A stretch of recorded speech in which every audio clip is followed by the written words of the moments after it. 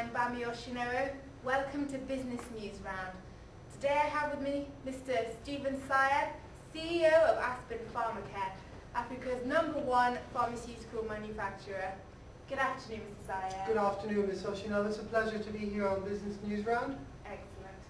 Now, before we start talking about Aspen Pharmacare's strategic future, could you just give me a brief overview of the company? Of course.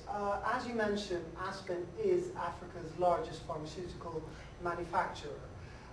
In fact, we have subsidiaries all over the world, mainly in Australia, the UK, Latin America, specifically Mexico and Brazil.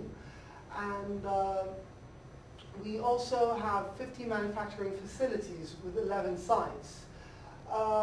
We offer a wide range of branded and generic pharmaceuticals, and our product portfolio includes a variety of ARVs, which have actually gained FDA approval. And we also manufacture tablets, capsules, steriles, injectiles, penicillin, the list goes on. That's a very impressive portfolio. Thank you very much. Could you tell me what the primary vision of Aspen Pharmacare is? Well, Aspen's primary vision is to offer products of high quality, high efficacy, at very affordable prices.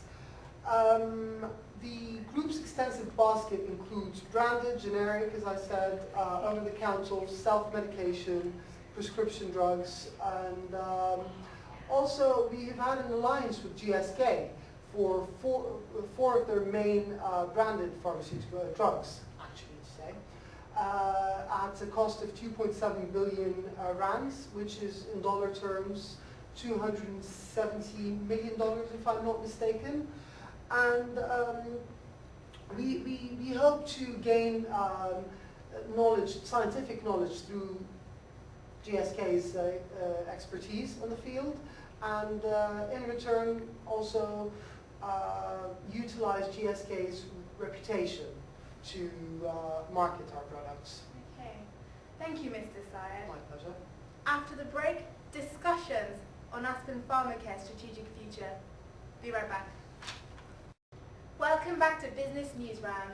I'm Bami Oshinoro, and I've got here with me Mr. Stephen Syed, CEO of Aspen Pharmacare, Africa's #1 pharmaceutical manufacturer. Welcome back, Mr. Syed. Hello again, Ms. Oshinoro.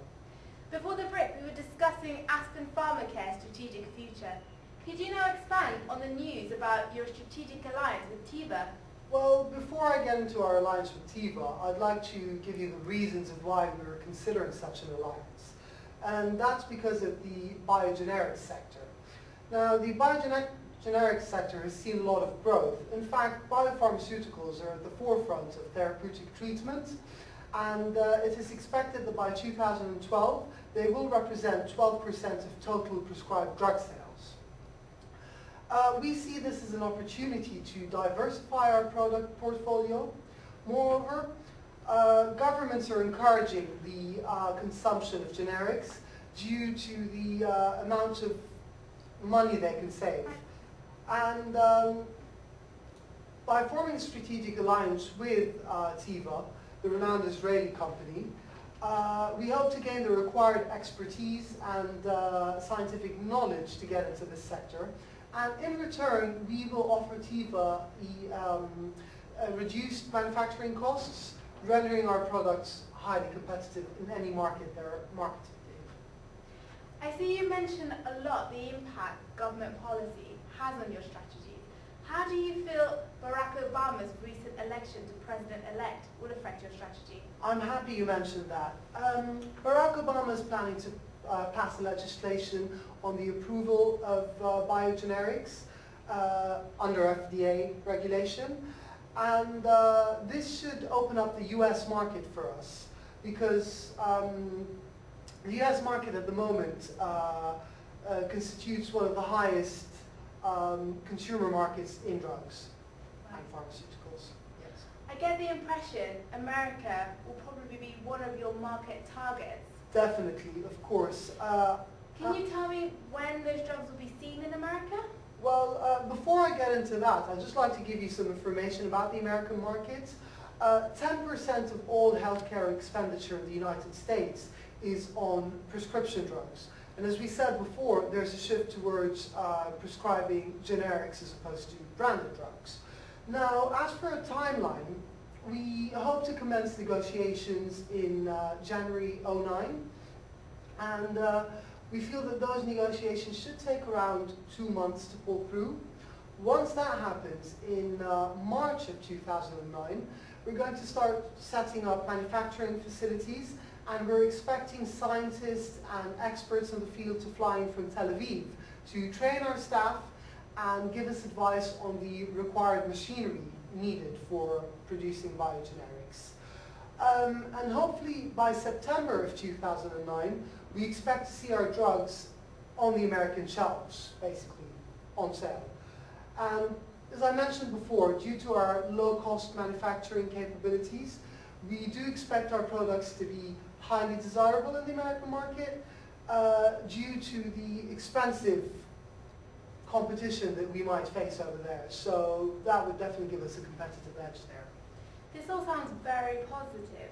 I mean, can you explain to me how Aspen Pharmacare might have been affected by the economic downturn? Well, it's not just Aspen Pharmacare that's been or could have been affected by the economic downturn. Now, the economic downturn has made it a bit difficult for most companies, whether it be Pharmacare or not, to obtain credits.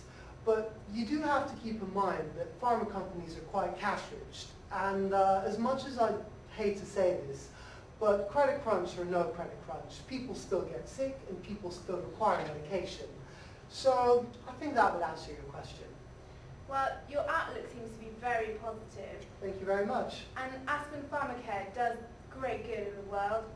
So I'd like to wish you the best of luck and hope it all goes well. Thank you.